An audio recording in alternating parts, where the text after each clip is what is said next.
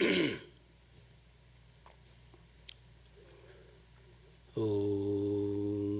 Tava Kathamritam Tattva Jivanam Kaviritam Kalmashapaham Shravana Mangalam Srimadatatam Bhuvigrinanti Ye Bhrida Jana. The nectar of thy words is the life for those who are scorched by the world. Words which have been uttered by the knowers of truth, which wipe out sins, the very hearing of which is beneficial, which are beautiful, pleasing to the ear, pleasing to the heart, which are inexhaustible. Those who recount them on earth are the givers of plenty. Om, peace, peace, peace.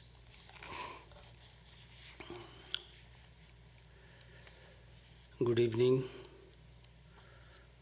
It's nice to meet you all and spend an hour in reading the wonderful book by Sri Narada ji, Narada Bhakti Sutra, the aphorisms of devotion by Narada.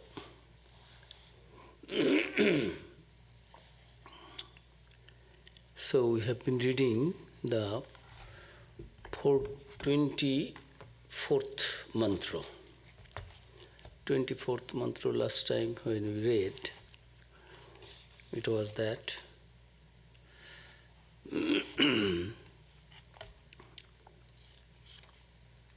Naradji was giving this last 24 mantras, aphorisms, through these three important topics till now.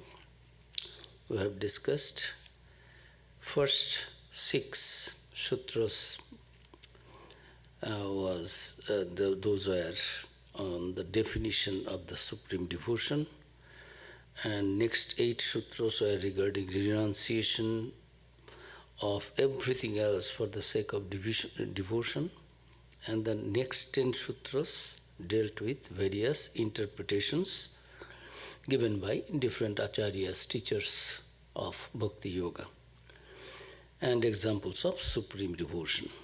So this 24 we did, and the last mantra was, aphorism was that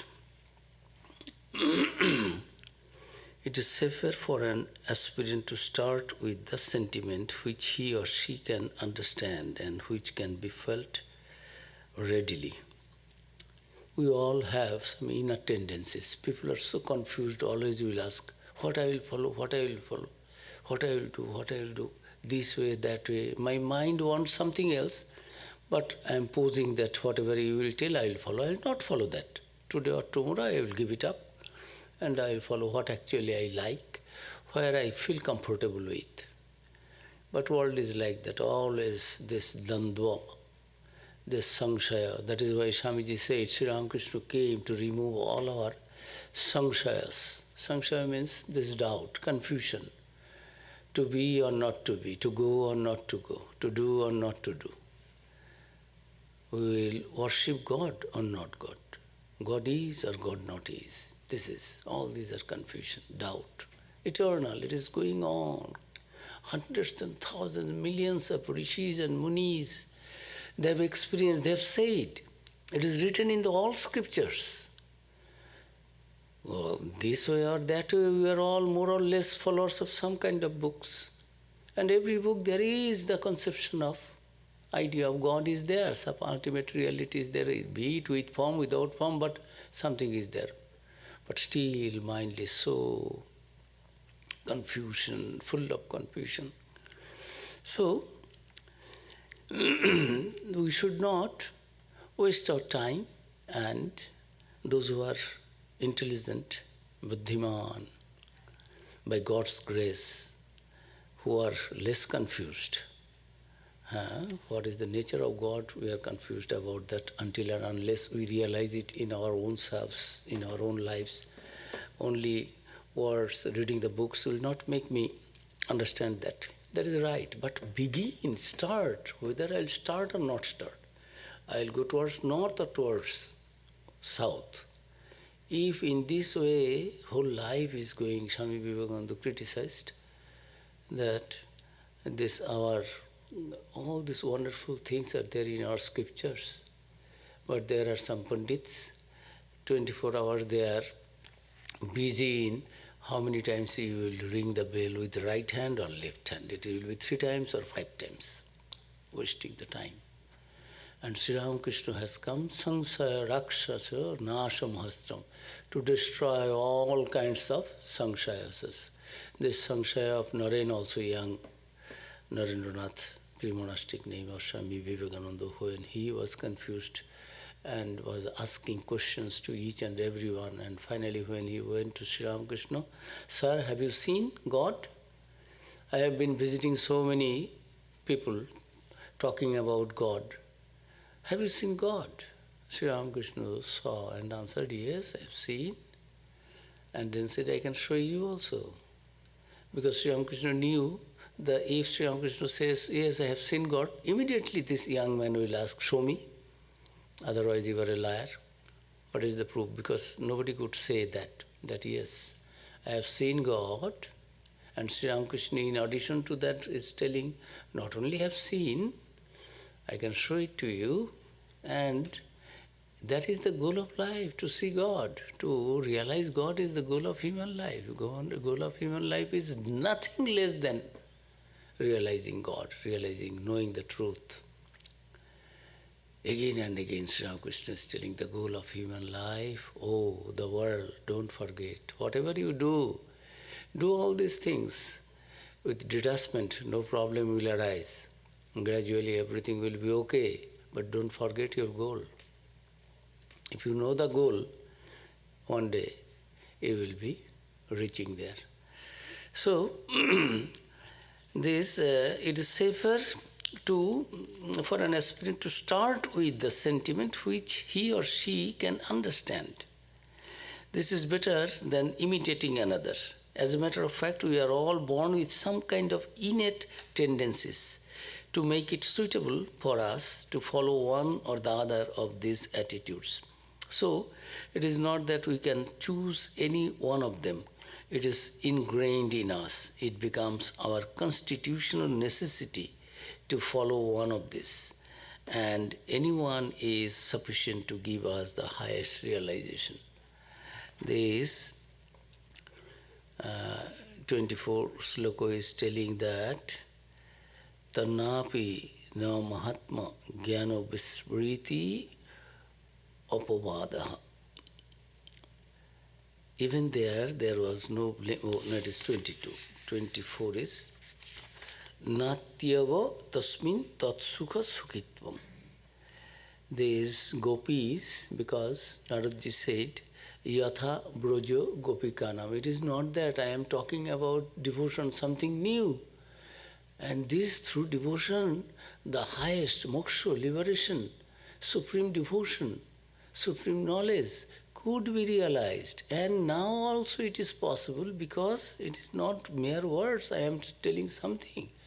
Yatha Broja, you see the lives of the gopis of the Broja, Vrindavan, by loving God, they realized the goal of human life. So it is not something I am, from my imagination I am telling you. It is not a fantasy, it is not something, a story, fiction. It is fact. If you do not believe, see. So then the question is the Braja Gopika, it is love we find in our lives also. Then it is Narada is telling that no, this is not an ordinary love that human beings feel, mostly male and female opposite sex, they feel and a kind of attraction to each other and there is a love. It is not that. It is a different, these gopis who loved Sri Krishna, gave everything for the sake of Sri Krishna. They gave up, they renounced. It is not that thinking Sri Krishna is a male body, and many of them were married, most of them. they had their own husbands. So without this tadbihinam jaranam evo, without this knowledge of the greatness of Sri Krishna God, the love will be like the towards paramours. Gopis' love will be paramours. It will be a kind of illicit love. Gopis were so pure, there is no question of that. They knew who Sri Krishna was. They were worshipping, offering their love as the Lord, husband, their paramour, not as a human being to have some kind of sensual satisfaction. It is a divine one, so you cannot question the gopis. So this love of God can bring you the freedom, the supreme devotion, and the goal of human life can be fulfilled, achieved by this. So that was the question. And in the gopis they had Madhura Bhava. And Sri Ramakrishna said that Matri Bhava is the purest of all relation with God, devotional relation. This, if you can worship the ultimate reality as mother, that is the purest one, and there is less chance to fall. Because in the name of that Madhura Bhava, many people fall. They cannot continue. And it is there. So one should take up a path, and it is possible according to our tendency. In the Gita also, Bhagavan Sri Krishna is telling that sadrisham chestate sasva prakritir ganavanopi prakriting yanti bhutani nigraha kinkarishyati. What is the meaning? Meaning is that all living creatures follow their tendencies. Even the wise man acts according to the tendencies of his own nature. So, we should not unnecessarily try to follow others' path. Oh, Jnana is better, so I will go for Jnana. Oh, Karma is better, I will go. It is not that. If you like Karma, do Karma. If you like meditation, do meditation. That is also a path. It will take you to the highest goal. That is what is said.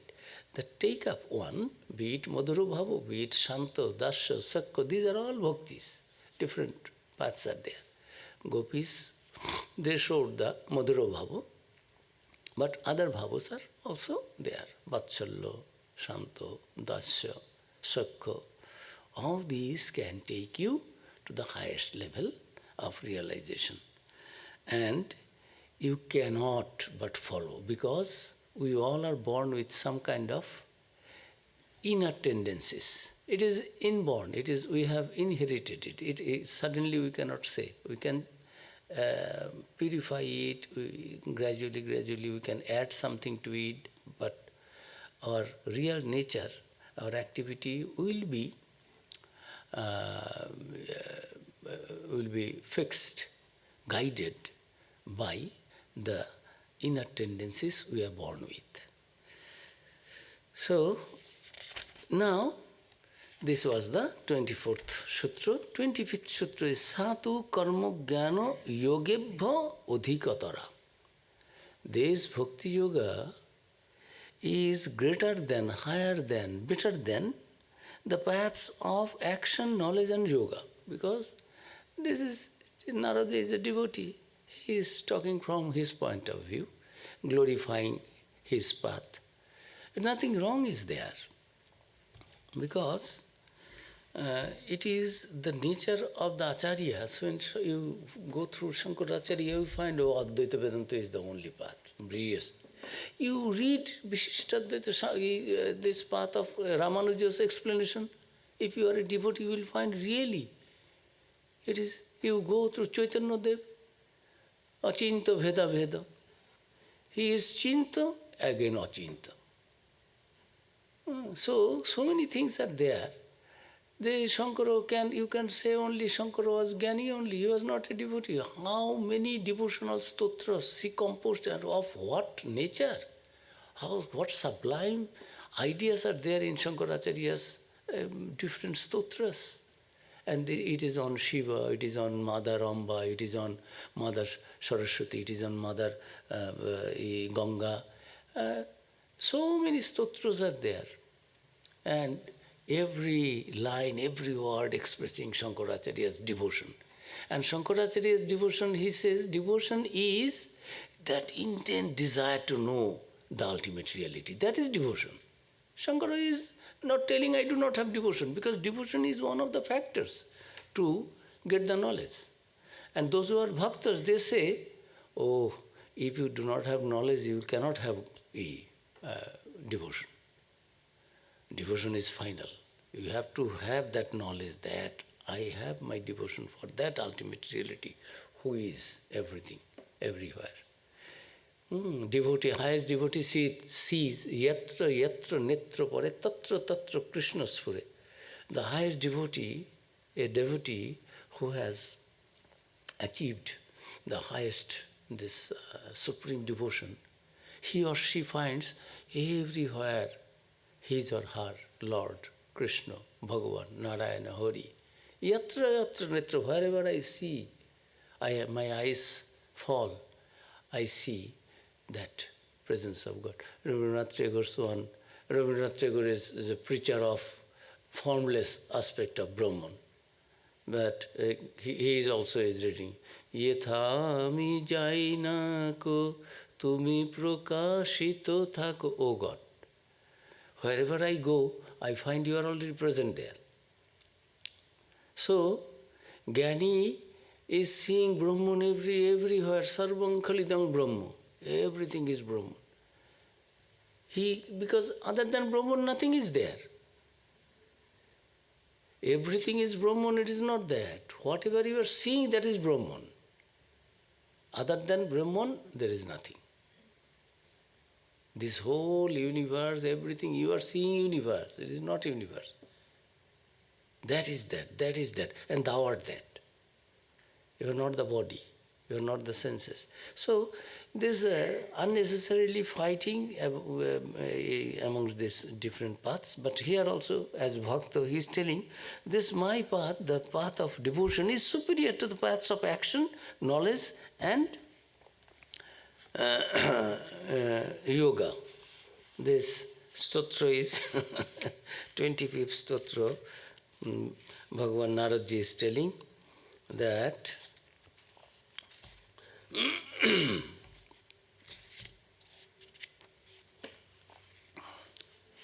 Satu karmogyano yogebhya opi adhikatara. That devotion is superior to the paths of action, knowledge, and yoga, meditation. So, he is demanding that, because that is his realization. No one is lying. Swami Sharadananda is the first General Secretary of the Ramakrishna Math and Mission, who was selected by Swami Vivekananda as the General Secretary. He came and couple of years, 3 years and a half, he preached Vedanta in Europe and America. He said, when we listen to Swamiji's Jnana-yog, we find Jnana-yog is the best one. When we read Swamiji's Karma-yog, we find, oh, everything is Karma-yog. Bhakti-yog, this is Acharyas. They speak from such a point that each and everyone has got their places in. They don't say anything for any particular one. You take whatever suits you. Once in the Bible, Jesus was telling, it is there, those who can follow me, like control your lust and be like me. But it is better not to burn. Those who are burning, it is better that lead a householder's life and enjoy the world a little, but don't forget that goal of life is God. So, nothing is wrong. Why I will try to follow others? Why not be myself? And scripture says, swastha, be what you are. So, Naradji is telling that of all the paths, this devotion is the better and greater one. Then he is telling, follow Rupatvat. Why I am telling that? That devotion, path of devotion is the highest one, the superior, most superior. Why? Compared to others? Because follow Rupatvat, because it is by itself of the nature of effect, goal. In other paths, you begin with something, certain disciplines, certain austerities, spiritual practices, and then you reach the goal. Or here, you begin with devotion and at the end also you get the devotion. You see? It is way, means, and the goal also. So it is better, it is higher. Others are something you begin with, then you get something else achieved. But here it is, you see, you begin with, from the very beginning, you are with the end, goal. So, it is, Naradaji is telling, follow Rupatvat. Then,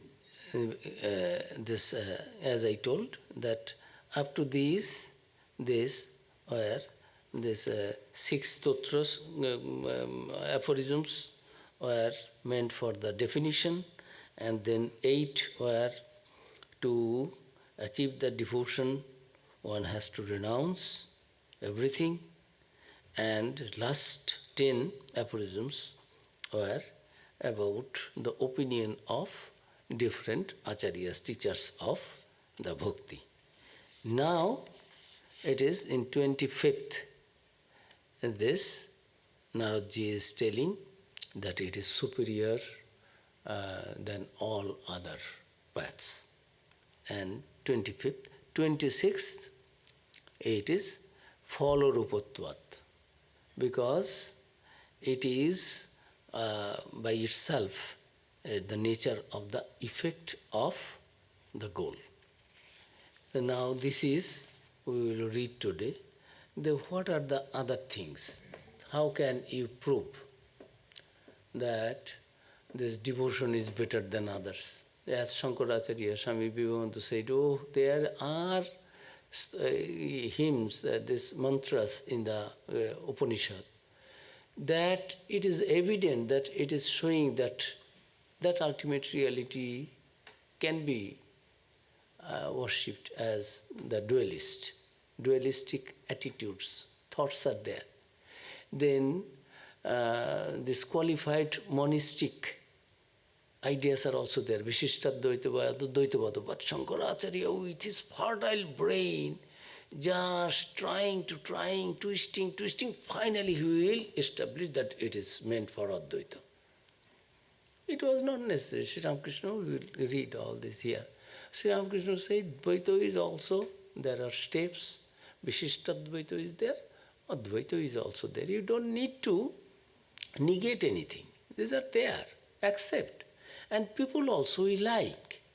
In the beginning, for the beginners, we need some kind of, for our meditation, for our offering, something, a kind of some symbol, some murti, some statue, some photograph, something we need.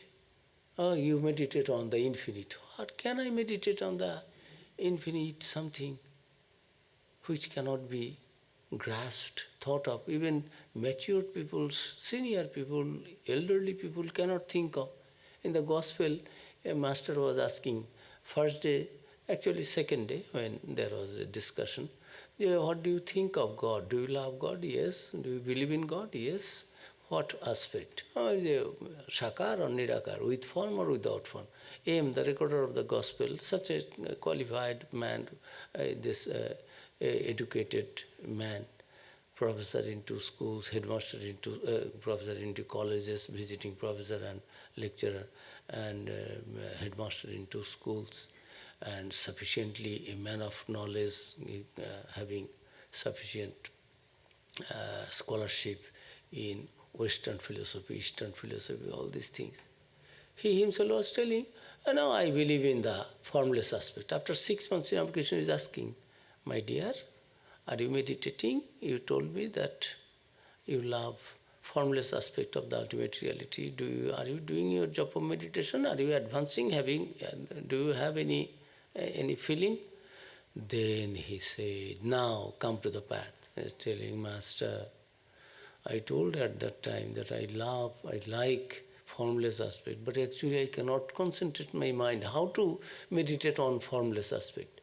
At the same time, I have not tried for the meditation on the aspect with form.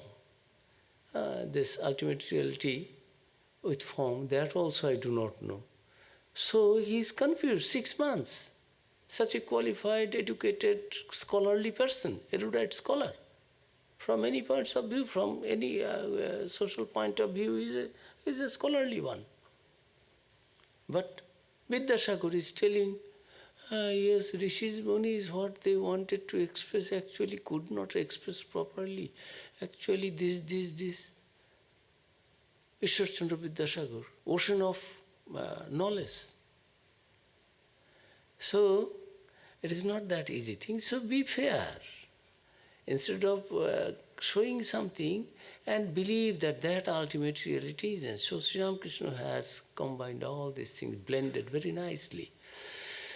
So we don't need to say, no, that is inferior, so I don't follow that. I am a superior aspirant. My quality is different. So I am a Jnani, I can. It is not that. That ultimate reality, Sri Ramakrishna said, mystery ruti, this of cake prepared of sugar, whatever side, this side, this corner, that corner, wherever you bite, it is everywhere that is sugar candy. So, taste will be the sweet. So now, Naradji, from his point of view, he was trying to say that it is. Now, bhakti is superior to the path of action, the path of knowledge and the path of yoga, mental exercise. What does it mean actually?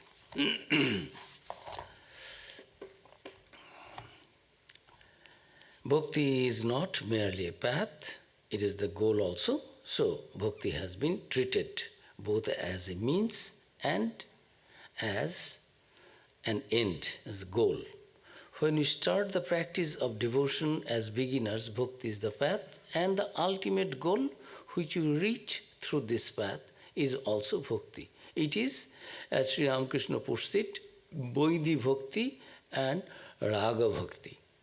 Vaidhi Bhakti is that scripture has given, vidhi, some rules and regulations. Morning you get up, after ablution you sit, you do your annik, you take bath, you do this, you keep some fasting, some kind, you meditate, you take name of God, repeat the mantra. These I am doing mechanically, following the instruction of the scripture. These are Vaidhi Bhakti. Whether I like it or not like it, I am doing. It is my duty, I am doing. Yeah, we go to the office, most people employed in the office, because I am getting money, salary. My boss has said, you do that, you go. Anything I have interest or not interest, I have to. Every 1 hour, you will go and open the door and see anything is there. So I am going out every 1 hour and coming out. So these are, because it is in the contract, I have to do it. Vaidhi. In the beginning, I am following some instruction. Oh, I am a bhakta. These are I have to go to the shrine, I have to sit, close my eyes, do some japa meditation. Then what is it? Gradually, I will be purified, I will be advanced in our spiritual accomplishments, achievements. So I am doing these things mechanically, not feeling that I am so indrawn, I am so attached to it. Without going to the shrine, I cannot sleep, I cannot sit, my mind is there. Without meditation, I cannot. Rather, yes, I am following the order, the minimum time. My Guru has said, do 108 at least in the morning, in the evening. So I have done 108, bas, finish. But at the end, becomes Raga Bhakti. I cannot live. I cannot but think of God only.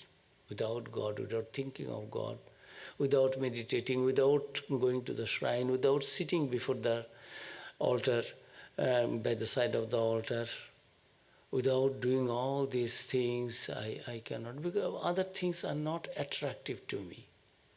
That is called Raga Bhakti. Other than God, I cannot become happy. I don't feel any pull, any attraction, any life in that, any joy in that.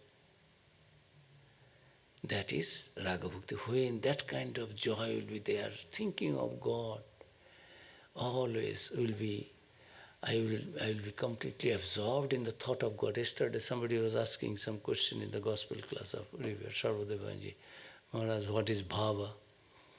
What is bhava? Bhava is just to try to emotionally, trying to remain absorbed in the thought of God.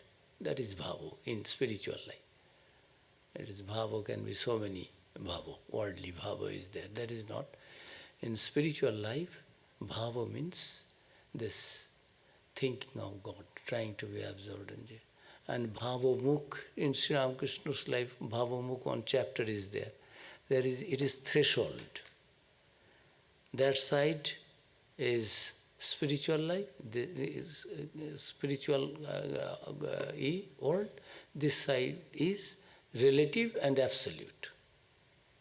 It remains. Sri Ramakrishna, after the realization of the ultimate reality through all the paths prescribed in Hinduism and in other religions also, through other religions also, then he was in bhava mukha, means at the threshold. Whenever he wants, he can remain absorbed in samadhi, and whenever he likes, can come down a little, in presence of devotees are there, talk to them about God.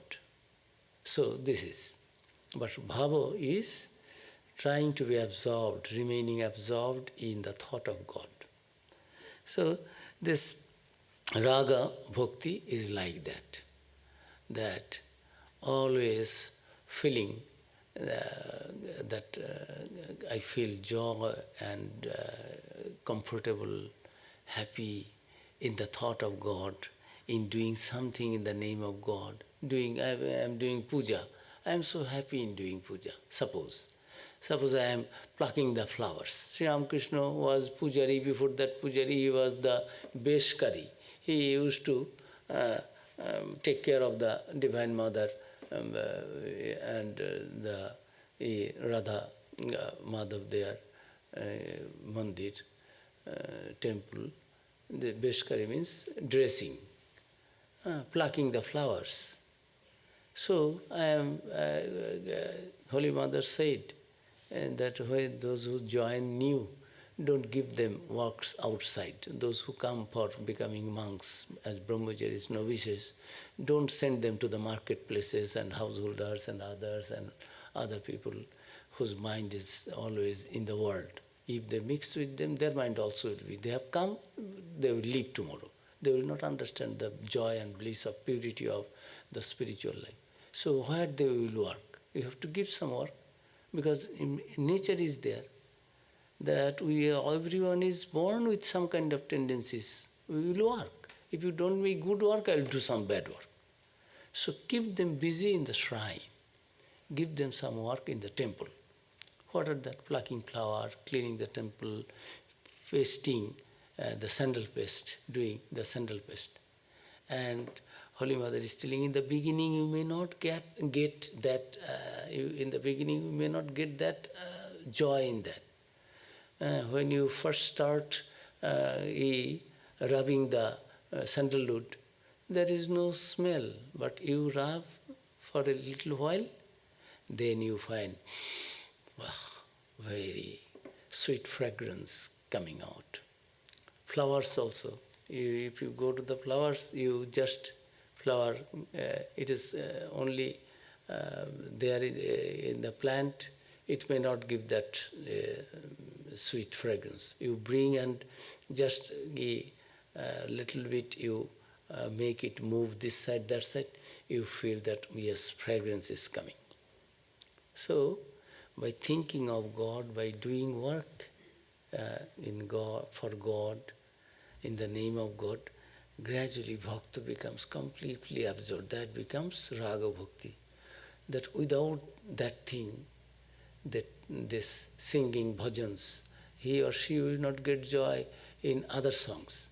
But he or she, the devotee, will get joy in singing bhajans, doing works for the God, cooking food for God, serving food for God or God's devotees. All these things become his nature, his or her.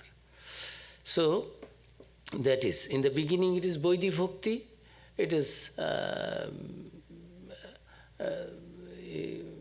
stipulated rules, regulations I am following.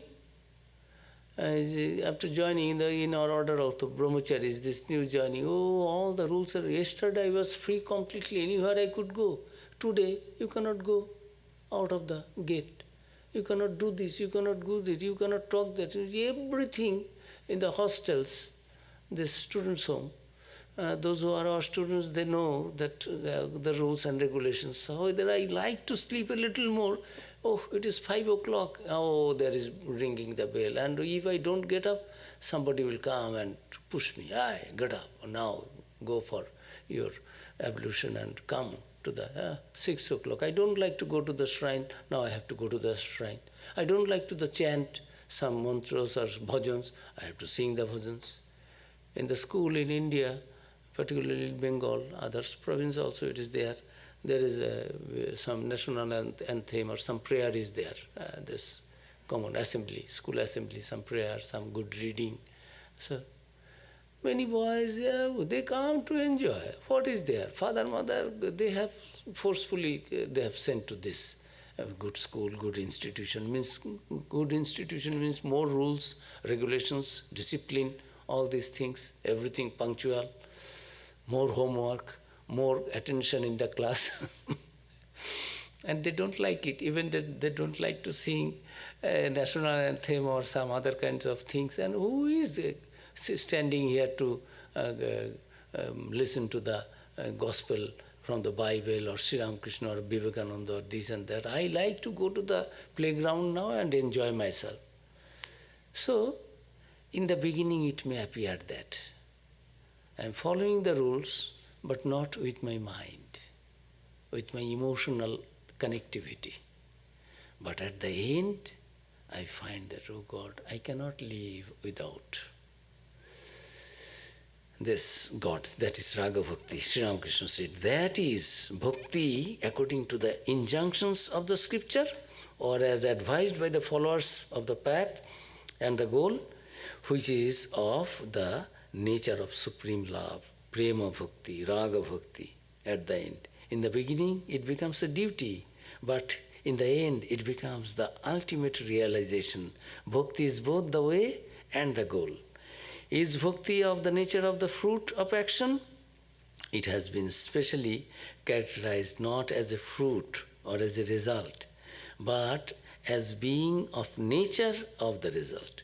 This is because the more we do this, some devotees I have seen in my own life. In the beginning, they were some kind of agnostic, non-believer, Nastic, atheist, like that. And calling names of the monastic life, spiritual life, temple-going people, religion, I don't believe this, that.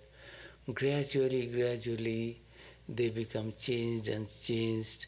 They become bhaktos, they praise, they become volunteers, they send their children to join the mission. I have seen myself, everyone will not come, but there are people in the beginning completely against anything spiritual, anything good, anything higher, sublime.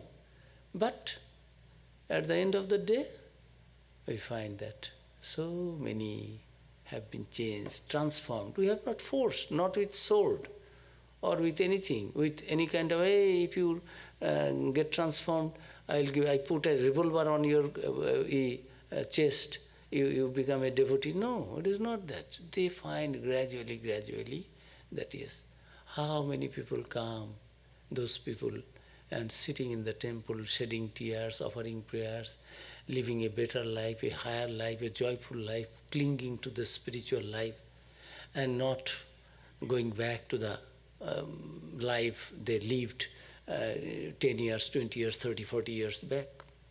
It comes through God's grace and also self-effort. So it is not that somebody has forced you. You automatically we find that we began with little bhakti or no bhakti, but finally we find, oh God, we have got really.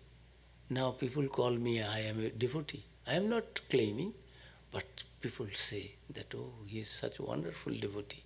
Why? Because my mind, my behavior has become like an ideal devotee of God. So it happens. It is not that it is a fruit. It is not fruit. It was there, only it is being uncovered. I did not know that such a joy is there in taking God's name, living a religious life, a spiritual life, a God-centric life. I began with little devotion, but I now find, it is so joyful, blissful, pure, sublime, full of joy, full of bliss, full of devotion. So actually it becomes thickened, concentrated. It is not a result, not a fruit, but of the nature of the fruit. That is what is said here. This is because it is not something which is produced, but something which is the very essence of our being. Anything that is achieved by some means is bound to be lost at some time. Whatever is not permanent can be lost again. That is common law. Anything we produce, it is the result of something, it will be destroyed. Anything is created, will be destroyed. But devotion is not that it is created, it is already there. Only I did not know, I was not aware of my devotion towards God. I was not aware that God is so sweet.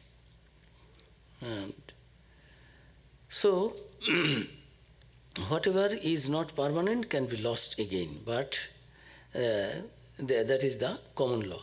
Anything that is produced must be lost also. Bhakti is not of that nature. That is why it is not said to be the fruit or result of our actions. But like the result of our action, like the effect of the things that we perform for the attainment of the goal.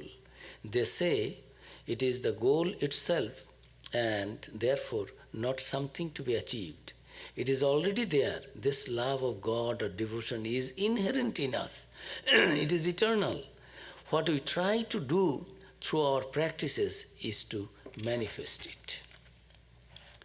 Just as God is eternal, love of God is also eternal. That is eternal too. Only we are not aware of it as we have not realized it. Because we have not realized it, so we do not know the nature of the devotion. So, and God is eternal, and love for God is also eternal. So, through the purification of mind, which is attained by our various religious practices, we remove the imperfections, the impurities that are covering up the devotion in us, and thus devotion stands revealed. If the love of God is something that originates from our spiritual practice, then it will disappear at some point of time. That is inevitable. Therefore, we do not consider this love of God as having been attained at a particular point of time. We have this in us always, only other things are keeping us preoccupied, and so we are not aware of this love of God within us. Therefore, it is said to be of the nature of an effect, but not an effect itself. That is the implication of the words of the nature of an effect, this devotion. Other things, karma, now we will discuss about this karma, this. Now all these various paths of karma, jnana and yoga produce a certain effect. That of course is as viewed from the angle of a devotee. Naradji is thinking in that way, trying to explain in that way, that everything in other paths, karma, jnana, and meditation, yoga, what happens? We get the result. It is produced. Otherwise, it will be found that the path of knowledge also claims the same thing. The knowledge that we aspire after is attained as a result of the pursuit of the path of knowledge. Through various practices, we try to manifest our true essence, and when that essence is revealed, we realize our true self. That is knowledge. Knowledge also, like the bhakti, it is already there. This, at the end, it is this Gyan Gyo Jnata.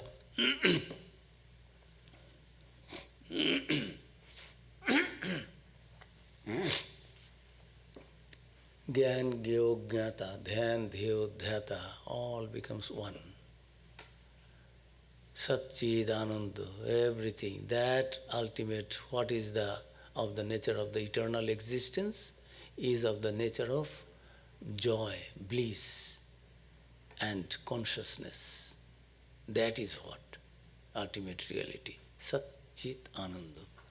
That is Sat, which was, is, and will be. And what is that Sat?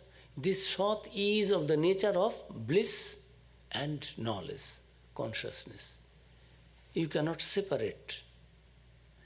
That ultimate reality is of the nature of absolute existence, absolute bliss, absolute consciousness.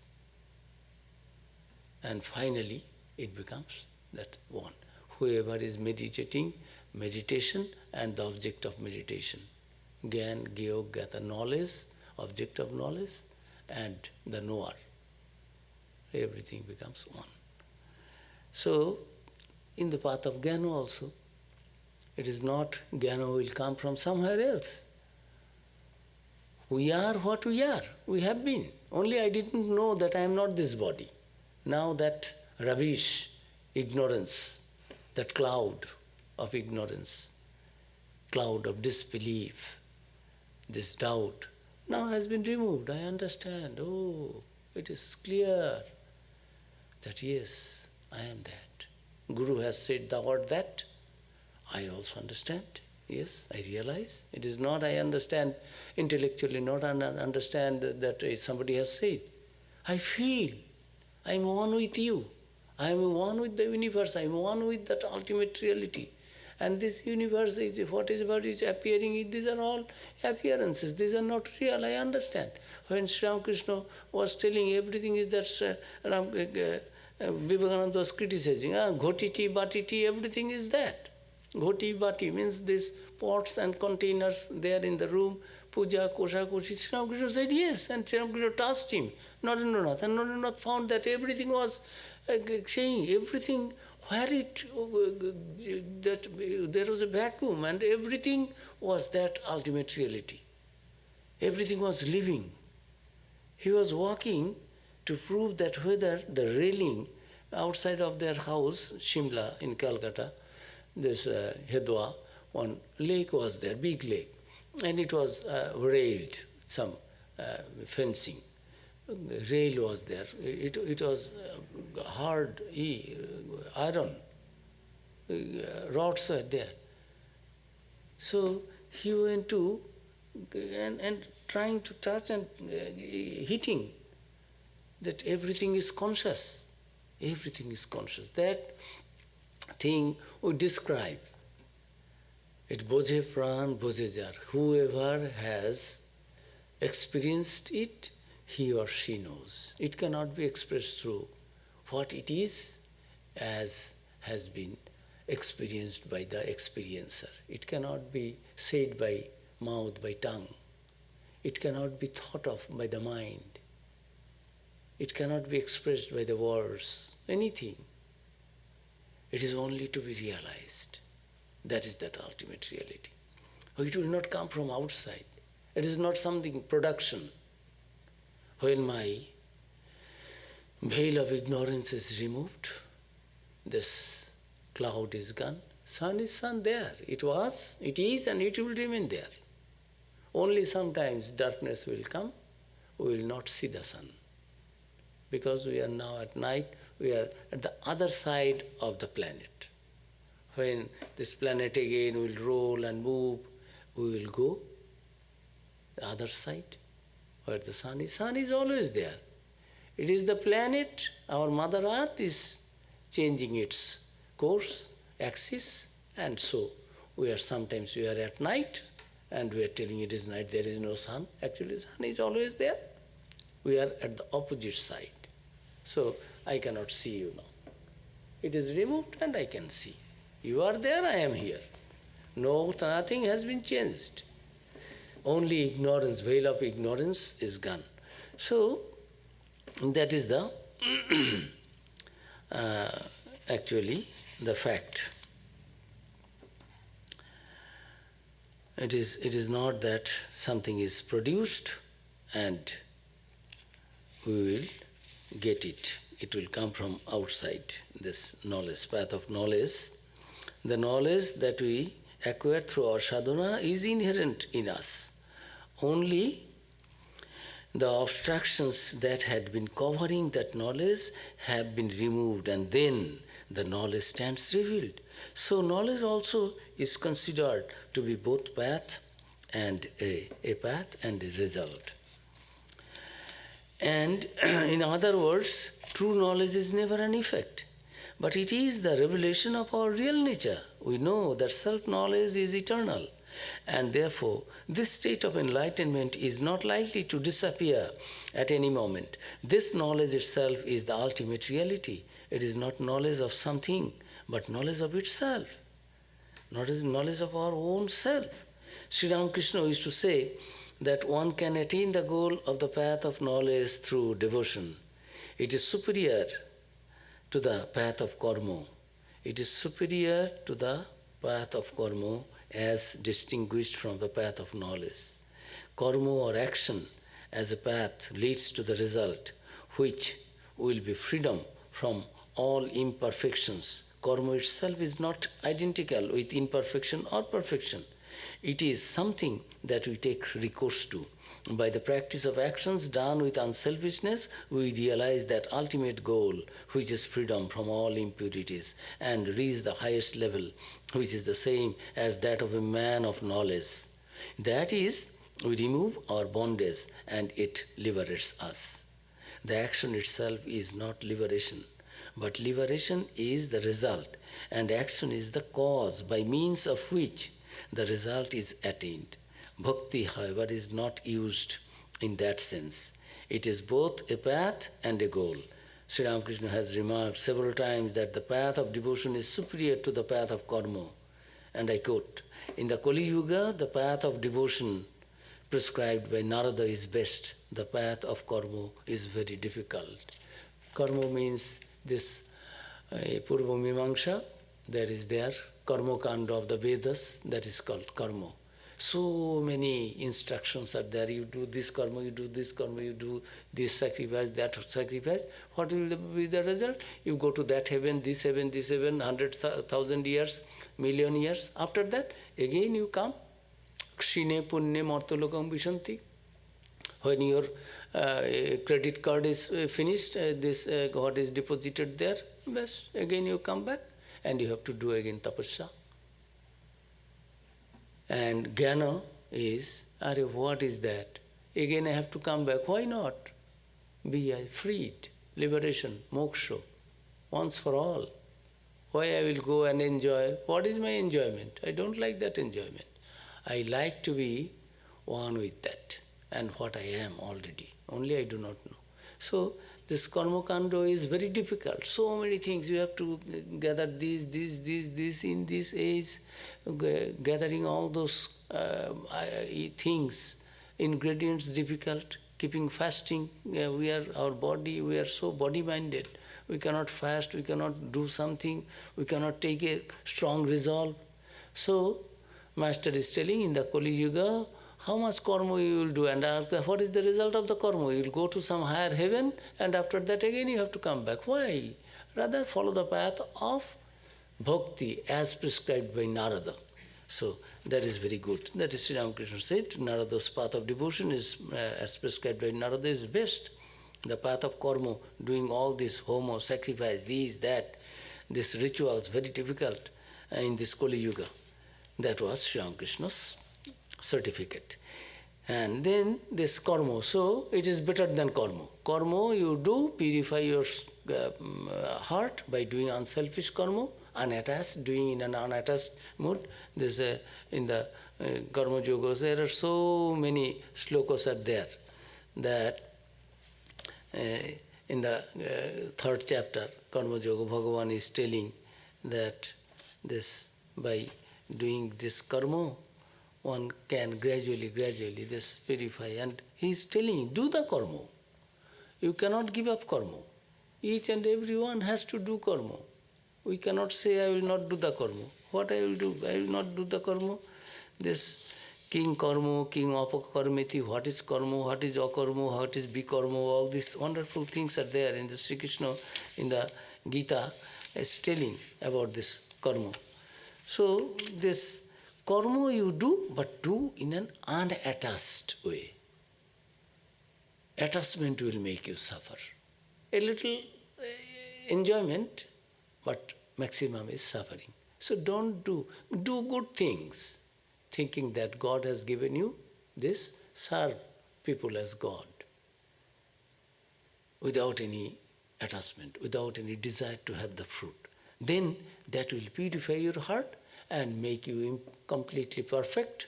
And then in the perfect and pure heart, by doing good karmas in a detached manner, unattached manner, without any asakti, without any desire for the result, heart will be purified, mind will be purified. Then in that pure heart we will see the presence of God, vision of God. That is also liberation will come. You will be perfect. So it is better than karma. Then yoga, which is having control over the senses and practice is concentration of mind. What is yoga? Yoga is chitta vritti nirodha. Yoga means this dhyana yoga, raja yoga we call. It is what is chitta vritti nirodha. What is yoga? There will be no mental, any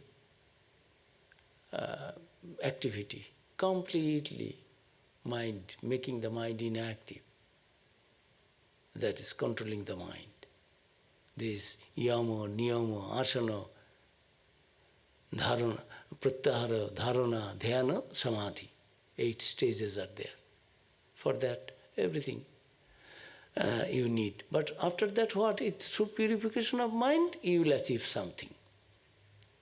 You have through concentration of mind, that is, karma is through purification of, by doing karma, your mind will be purified. This.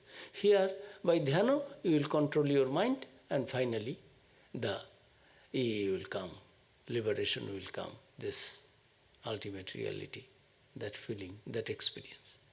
So, there is yoga. Yoga is the practicing, the concentration of mind. Here also, those actions are themselves not the goal. Compared with bhakti, the path of yoga definitely will be inferior because it can only go up to some degree. It cannot operate when we have already reached that state where yoga has produced its desired result. It remains by following the path of bhakti, your mind becomes so pure. There is no iota of any desire. Because I want only, in the Hanumanji's shloka is there, Nanna Spriha Raghupate Hridaye Asmadiye Sattam Vadami Cha Bhavana Kilantaratma. You are sitting in my heart of hearts, you know that I do not have any other desire. Don't get me trapped, attached, attracted to any other thing, my dear Ramchandraji. This is my humble request, prayer to you. Only desire is that you sit in my heart and only devotion to you and you only, not in any other form. I don't like to see your Vishnu form. I know you are in different ages, different avatars, everything, but I like to see your, this wonderful lotus-eyed Ramchandra, this form, and you sit me there. This is one desire. So, this when mind becomes purified, it doesn't want anything else. Compared with the bhakti, the path of yoga definitely will be the inferior, because it can only go up to some degree. It cannot operate when we have already reached that state where yoga has produced its desired result. It remains only a path, nothing more than that. Therefore, bhakti is definitely superior because it covers the whole course from the beginning to the end. That is why it is said that it is superior to karma, superior to yoga, and superior to jnana also. From the point of the view of a devotee, knowledge means the pursuit of knowledge only and not the effect of knowledge. We distinguish between the pursuit and the ultimate goal, that is to be reached. Now, that is not what is subscribed to by the person following the path of knowledge. We are not going to discuss that point and give importance to the difference, but let us see how a devotee views the path of knowledge. According to him, the path of knowledge has recourse to discrimination. That is what it limits itself to. That is what it limits itself to. Discrimination between the real and the unreal is an effort. By means of that effort, the aspirant reaches the real and discards the unreal. That is the state of liberation. Definitely, the period of discrimination is very different from the period when he has attained the result of this discrimination. From that point of view, a devotee says that jnana is inferior to the path of devotion, because from the very beginning the path of devotion is leading us to the ultimate goal. With the devotion itself, finally also we get the devotion. But jnana is, we begin with unreal, neti, finally we have the illumination. This, we keep the real only. Both the path and the goal are connected by the word devotion. Maybe the devotion is not so prominent, unselfish and pure in the beginning, but as we proceed gradually, the imperfections go, intensity increases, and the quality and quantity increase of devotion. Quality of devotion, quantity of devotion also increase. Ultimately, when there cannot be any further progress, we have reached the goal. This same devotion is present from the beginning to the end. Sri Ramakrishna puts it in a different way. He says that the path of knowledge rejects certain conditions, whereas a devotee does not reject anything. Quote, to the jnani, this world is a framework of illusion, maya, he says. The bhakta does not negate the world. Bhakta accepts the whole universe, the creation. Everything is my God. But the jnani says, these are all illusion. What? You are ignorant. This is not there. Because it is unreal. Because it changes, that is not there. That what is changed cannot be that ultimate reality. Brahman is unchangeable, birthless, deathless, changeless, nitya, shuddha, buddha, mukta. So that is the difference. But the bhakta says, no, whatever I see, everything is my Krishna, my God, my everything. So we will continue with this today. It is time that we stop here. Om Shanti Shanti Shanti Hari Om Tat Sat Sri Ramakrishna Arpanamastu. Any question? Read it out. Can performing one's swadharma and offering that work to God lead to higher states of bhakti in the spiritual aspirant's life? Please repeat. Can performing one's swadharma and offering that work to God lead to higher states of bhakti in the spiritual aspirant's life? Yes. In the Gita, again and again, Bhagavan Sri Krishna is telling, Sadharme nidhanam shreyo paradharma bhayavaha. Today time is not there. The next class when we discuss, we will bring that also. That, yes, by doing whatever, there is in our Upanishad, there is a story of the dharma vyadha, the hunter. Hunter is also Brahmogani, knower of the ultimate reality, but he is a hunter. What a profession. He is cutting the flesh and killing the birds and other animals and then selling the meat. Is it something good? But by doing that, because that is his profession, so that is again and again Bhagavan Sri Krishna said, Arjuna, you don't try to sleep away your duty. Do your duty. That is dharma, doing your duty. Whatever you are born with, do that. But do without any attachment.